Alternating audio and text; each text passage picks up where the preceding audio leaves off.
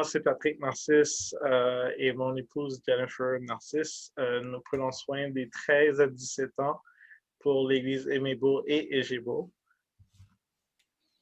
Puis moi, c'est Émile Masséna. Ma femme, c'est Dominique Masséna. Puis on s'occupe des jeunes de 18 ans et plus pour les deux églises Égébeau et Aimé-Beau aussi. Cool, merci les gars.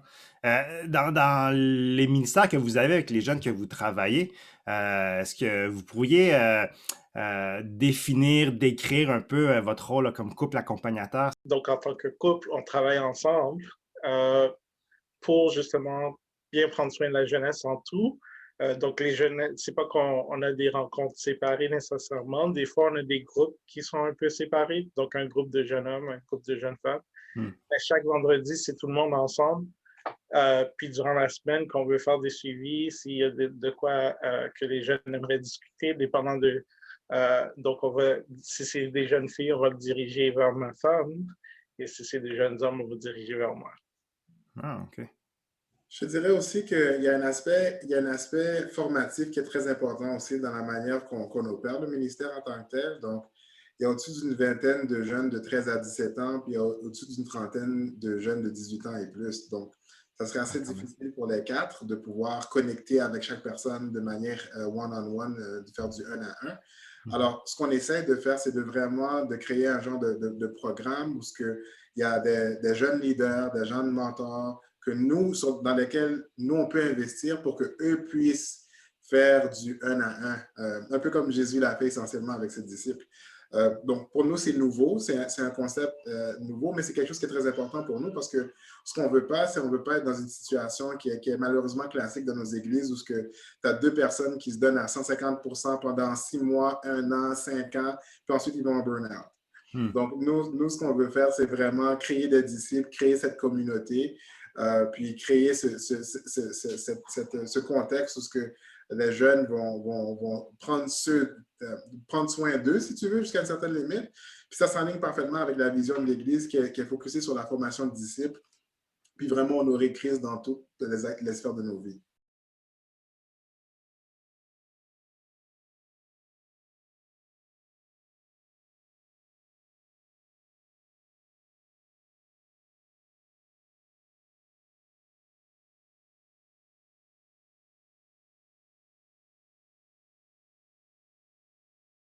Pour vous, c'est quoi qui vous passionne peut-être plus précisément ou qui vous accroche dans ce ministère-là? Pour vous, je ne sais pas, toi, Amy, si tu veux commencer, là. Mais pour moi, ce qui m'accroche avec ça, c'est le potentiel de la jeunesse est juste fou. C'est juste, si tu es capable d'influencer, si tu es capable d'encourager, ton retour sur investissement, si tu veux, est tellement plus important, je trouve, quand tu es capable d'investir dans la vie d'un jeune en tant que tel. Ça vient avec ses défis aussi, bien sûr, et puis ça, on pourra en discuter. Mais moi, une des choses qui m'attire dans ce ministère-là, c'est justement l'idée de pouvoir semer et de pouvoir investir dans des jeunes, comme on l'a fait avec moi. Il n'y a pas si longtemps, j'avais trouvé des gens qui ont pris le temps d'investir en moi, qui m'ont cru, qui m'ont fait confiance. Puis c'est ça qui me permet d'être aujourd'hui où ce que je suis. Donc, pour moi, c'est une opportunité vraiment de contribuer, si on veut, dans la vie d'un jeune. J'aimerais voir des jeunes qui prennent des bonnes décisions dès leur jeune âge, qui sont équipés pour prendre des bonnes décisions parce qu'on sait qu'éventuellement, ils vont aller au collège, au cégep, à l'université. Ils vont faire face à peut-être des professeurs qui vont leur dire des choses qui sont pas nécessairement, qui ne se connaissent pas nécessairement, des nouvelles doctrines qui peuvent leur être lancées, plein de choses comme ça. Donc, on veut qu'ils soient équipés pour justement non seulement devenir des disciples eux-mêmes, mais eux autres qui fassent des disciples aussi et qui sachent qu'ils ont l'opportunité de participer dans l'œuvre du Seigneur dès leur jeune âge. Ils peuvent devenir des gens qui travaillent pour le royaume de Dieu et qui ont un impact pour l'éternité. C'est ça, surtout le focus, leur donner le focus que le monde, c'est beau, oui, il y a plein de choses, mais ça s'en va, c'est pas là pour toujours. Mais l'éternité, Ça, c'est ça qui compte vraiment. Et juste leur donner cette mentalité de Matthieu 6, vraiment chercher d'abord le royaume de Dieu et sa justice. Et les choses seront ajoutées.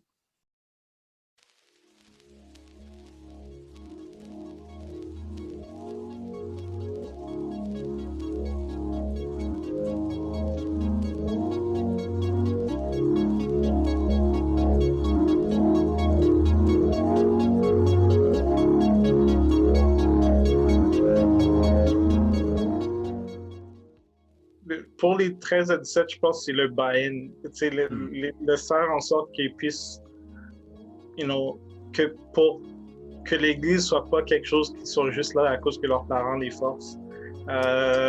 Ou qui croient pas en Jésus parce que leurs parents croient en Jésus. Que ce soit pas un christianisme culturel, mais que vraiment, ce soit quelque chose que eux, ils voient la valeur, ils voient que Christ est digne de notre foi. Christ est digne de notre adoration. Christ est digne, Jésus est digne de la louange et tout ce qu'on peut lui offrir de bien, notre vie entière. Donc, c'est vraiment, je pense, le challenge, si on peut dire, le défi pour les jeunes, c'est que ça ne soit pas la religion de leurs parents ou de leurs grands-parents, mais que ça devienne leur foi à eux individuellement et qu'ils voient qu'ils puissent apprendre à connaître Dieu d'un jeune âge, que ce soit des jeunes Samuel ou même David, qu'on voit la crainte de Dieu dès un jeune âge. La beauté aussi, c'est de voir des jeunes vies qui sont déjà à l'œuvre et où on voit la main de Dieu vraiment déjà à l'œuvre. Ça me donne la chair de poule quand tu parles de ça, là, des jeunes qui font une décision de se donner à Dieu, puis que c'est pas basé sur l'histoire sur l'historique de la famille, ou que c'est vraiment une décision personnelle, mais aussi confessionnelle, puis que ça prend toute leur vie. Là, ça, c'est tellement dur, je te crois. Je suis avec toi. Mais je pense que le Seigneur fait bien les choses là, quand il nous a formés. Il savait très bien que l'adolescence serait ce moment-là, où ce qu'on cherche, où ce qu'on essaye tout, puis qu'on prend des risques, puis que pour le meilleur puis pour le pire, là, c'est sûr, on s'entend. Mais pour le meilleur, c'est vraiment le meilleur. Là. Quand ils choisissent Christ pour eux autres, là, c'est wow, c'est comme tu les vois partir, puis t'es comme ouais, c'est bon. Yeah. Ouais. Toi, Émile, les difficultés, les défis, les joies avec la tranche d'âge que tu travailles. Non, la question est super. Puis, tu sais, je pensais à ça pendant que Pat répondait. Puis, pour les 18 ans et plus, moi je vois trois grandes lignes de défis, si tu veux. La première, c'est 18 ans en montant, tu as le choix. Tu peux, on a fait un sondage informel il y a quelques semaines de cela. On avait une cinquantaine de jeunes de 18 ans et plus. Puis, on leur a demandé qu'est-ce qu'ils consomment d'autres en ligne pour nourrir leur âme. On avait une vingtaine, 20-25, une liste de 20-25 autres plateformes qu'ils utilisaient pour pouvoir s'entretenir spirituellement. Fait que, ils ont beaucoup de choix. Donc, c'est toujours un défi de garder leur attention quand il y a tellement de choix qui sont disponibles en ligne.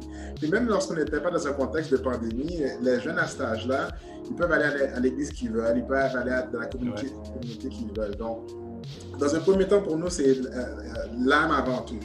Donc, si tu trouves une autre communauté où tu connectes plus et puis que ça va bien là, ça va nous faire triste. On va être triste de devoir partir, mais on est heureux que tu gardes l'Évangile. Donc, ça, c'est la priorité pour nous, mais c'est quand même quelque chose qui reste un défi. Je te dirais, le deuxième défi, c'est de comprendre aussi le mariage entre la jeunesse et l'Église et l'Église mère, si tu veux, en termes de compatibilité culturelle. Il y a toujours, dans la plupart des églises, il y a toujours la génération 18-25, puis les adultes, là, puis je nous mets en parenthèse parce qu'on est tous des adultes dans ce niveau-là, mais il y a toujours un clash un peu dans la culture, puis trouver sa place, trouver la place qui nous convient pour les jeunes, c'est toujours un peu un défi à ce niveau-là. Puis le troisième défi que moi je vois qui est un défi dans tous les ministères, c'est la disponibilité. Moi, j'ai un petit de 2 ans, puis de 4 ans, Pat a une petite de 5 ou 6 mois.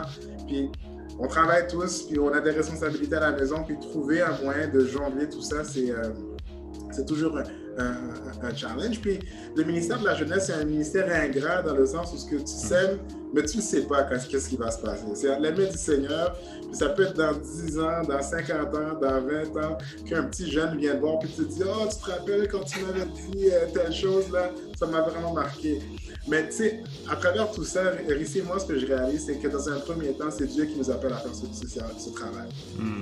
Puis ça, pour moi, c'est mon réconfort et puis c'est ma plateforme, c'est mon encre, c'est de savoir que c'est le Seigneur qui m'a appelé à faire ça. La deuxième consolation pour moi, c'est que c'est pas moi qui s'occupe d'arroser, c'est le Seigneur qui s'occupe d'arroser. C'est son jardin. C'est le jardin de Jésus-Christ.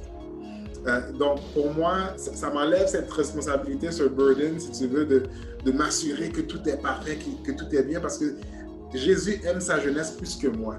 Ce sont ses enfants, tu vois. Donc ça, pour moi, c'est la deuxième chose qui me donne toujours de la perspective. Puis, en troisième lieu, je te dirais que je trouve beaucoup de consolation puis d'énergie quand je vois, comme Pat le disait, ces jeunes-là qui, à un moment donné, se disent, tu sais quoi, moi, je veux me mettre debout pour le Seigneur, je veux investir dans ma communauté, je veux aider les plus jeunes aussi, puis je veux être la lumière comme Jésus m'appelle à être la lumière du monde. Puis, tu sais, c'est intéressant parce que dans le contexte actuel, il y a plusieurs de ces jeunes de 18 ans et plus qui ont commencé leur propre YouTube channel pour parler de leur foi. Pour parler de comment est-ce qu'ils veulent se tenir à la brèche pour vivre leur chrétienté dans un monde déchu.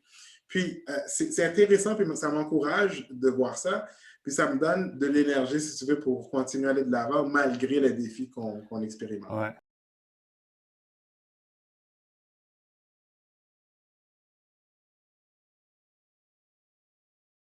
Pour nous, travailler en équipe de 4 dans cette structure-là, avec 2 églises, avec des jeunes, c'est quelque chose qui est nouveau. Donc, on a vraiment besoin de la direction du Seigneur pour prendre les décisions que lui aimerait que nous prenions. Planifier, c'est facile, mais si Dieu n'est pas derrière ta planif, là, ça ne sert pas, exactement, ça ne sert pas à grand-chose. Donc, vraiment, je pense qu'une de nos requêtes de prière, ce serait que Dieu nous inspire à prendre les décisions puis à trouver les thèmes qui vont supporter sa jeunesse. Comme deuxième requête à laquelle moi je peux penser, c'est que Patrick et moi, on a des jeunes familles. Donc, bien sûr, il y a des pressions. Je veux dire, Dieu a choisi un temps comme celui-ci pour que nous soyons dans ce ministère et Dieu ne fait pas d'erreur. Donc, que ce soit avec 4 heures de sommeil ou bien 6 heures de sommeil, on va aller de l'avant, mais que le Seigneur protège nos familles et qu'il fortifie nos familles aussi pendant qu'on va de l'avant avec ce ministère. Ça, c'est une très bonne requête. Merci. Patrick? Bon, si je pourrais, Émile a déjà apporté des très bons points de prière. Si je pourrais demander qu'on prie pour la jeunesse comme telle, que vraiment ils aient une soif. C'est Dieu qui donne le vouloir et le faire. Donc que vraiment Dieu puisse mettre cette soif en eux qui veulent aller plus profondément, qui veulent que ce ne soit pas nous qui sommes en train de les pousser. OK, guys, let's go. Mais eux qui disent, oh, let's go, Pat, puis que nous, on marche à côté d'eux beaucoup plus que nous qui essayons de les tirer. Come on, guys, come on. Mais aussi, la deuxième requête, si je pourrais dire, premièrement les jeunes, deuxièmement les parents des jeunes. Parce qu'on réalise qu'on a certaines interactions avec les jeunes ici et là, que ce soit le vendredi soir ou durant la semaine si on fait quelque chose. Mais ils sont avec les parents 24 heures sur 24. Ben, pas 24 heures sur 24, mais 7 jours sur 7. Donc, que vraiment, nous, on puisse faire un partenariat avec les parents pour les aider et en même temps, si on a besoin de leur donner des ressources, tout ça, que Dieu nous donne les ressources nécessaires pour aider dans le discipulat des enfants, des jeunes. C'est sûr que moi, je vais prier pour vous, puis je vous invite tous, gens de l'Union, de prier pour eux. Puis prendre le temps aussi de prier pour les responsables jeunesse de votre propre Église aussi, de prendre des nouvelles d'entre eux. On fait ça aujourd'hui juste avec J'ai beau et Mébeau, mais on reconnaît qu'il y en a partout là, à travers l'Union qui travaille d'arrache-pied là, pour la jeunesse de votre Église. Alors, j'espère que ça va vous motiver à les rejoindre, puis de prendre le temps de prier pour votre équipe de responsables jeunesse.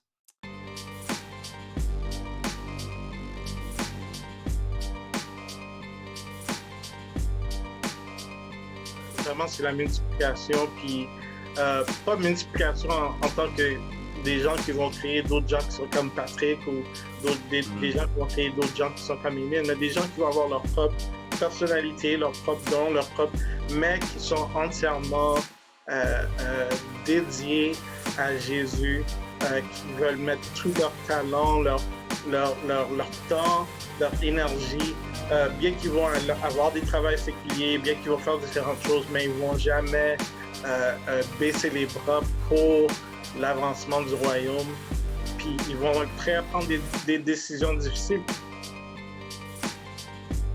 Puis c'est sûr, hein, de voir, comme tu disais, de voir les jeunes vivre pleinement pour Dieu, c'est Jean 10, c'est que Jésus, la raison pour laquelle il est venu, puis vraiment de vivre en abondance, de vivre la plénitude.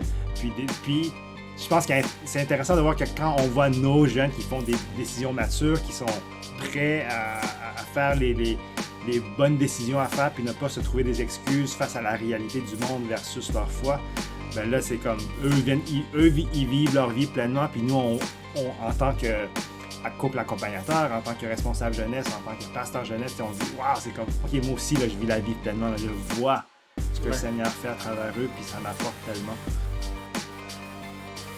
Et Dieu m'appelle et nous appelle à investir et à contribuer dans cette œuvre pour sa gloire. Donc, que ce soit une âme, que ce soit 12 âmes, des jeunes leaders, des jeunes mentors qui vont aussi porter la flamme et investir dans les jeunes pour les amener à Christ, that's what it's all about. Amen.